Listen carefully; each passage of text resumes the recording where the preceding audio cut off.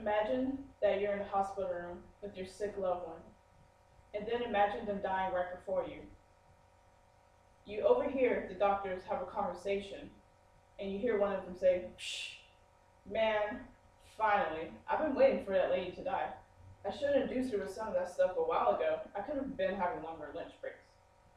How would you feel? This exact situation happened to me roughly 3 years ago, and I was distraught.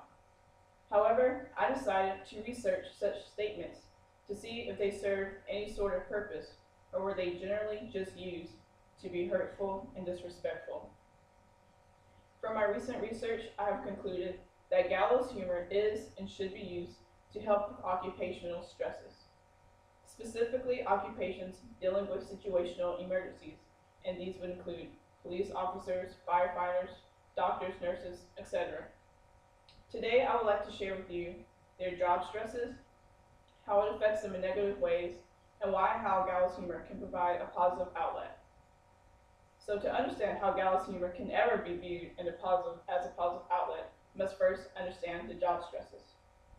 In a recent article written by Redger and Rowe in 2010, titled "Whatever Gets You Through Today," they state that workers with these occupations are faced on a daily basis with death and injuries resulting from illnesses, accidents, and even human intentions. Now, oftentimes, we like to think of firefighters and police officers as our superheroes, and they are. We trust them with our siblings and relatives, human lives, and we trust them to keep them safe and to nurture them and bring them back even. But one thing that we often forget is that they are humans, just like us.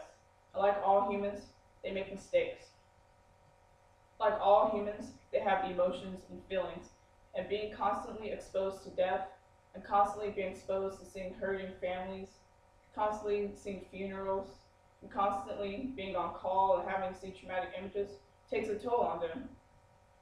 They have to balance all these stresses with their own lives, and it can really take a toll on their mind, body, and spirit. With all of these job stresses, and I've only mentioned a few, it can have a very negative and damaging impact on their overall health, sanity, and motivation. As an overview, Nade and Rothman wrote an article in 2013 titled "Occupational Stress of Emergency Workers." They state that some of these stresses can lead to diminishing levels of consumer service, health issues, alcohol and drug usage, and purposely destructive behavior. Indiana University concluded that some of these job stresses lead to health problems such as cancer, heart attacks, and kidney disease. And finally, Vo wrote an article in 2013 titled "Dealing with Psychological Stress of Being a Doctor," and he states that these professions have the highest substance abuse rate, divorce rate, and suicide rate. And all of these affect a human's natural sanity. So, with all of these factors affecting their health and sanity, it's really hard to stay motivated. It can really diminish their motivation to continue on to do anything for that matter. So how do these workers continue to do what they do? How do we see so many of these workers striving in today's society? Well, I cannot give you a 100% direct answer, but I can tell you that gallows humor plays a role in this. Gallows humor, as the name suggests, derived back from when people would get hanged at the gallows. A condemned man would be hanged at the gallows.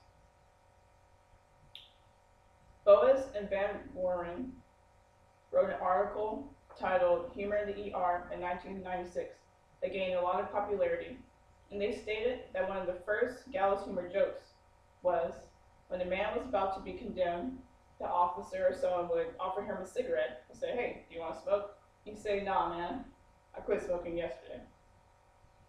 As you have probably heard a plethora of times, that laughter helps heal pain. But actually, a recent study has been conducted on this statement.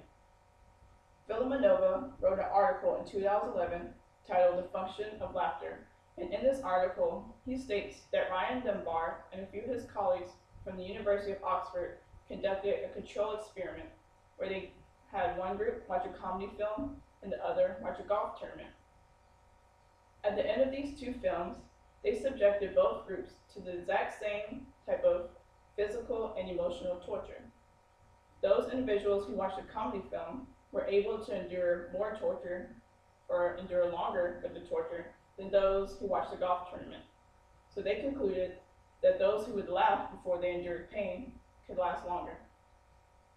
Now, gallows humor isn't intended to be heard by families or the patients. Gallows humor is intended only for the backstage. The backstage would be those with the same job who endure the same stresses. So essentially just doctors or just firefighters, never anyone else. Like all things, there is a line that can be crossed, and sometimes gallows humor can be very crude, but that's not the purpose of gallows humor. In conclusion, people with these jobs endure some of the highest amount of stress in today's society, and it can be very hard for them to maintain their overall health, sanity, and motivation without a positive outlet.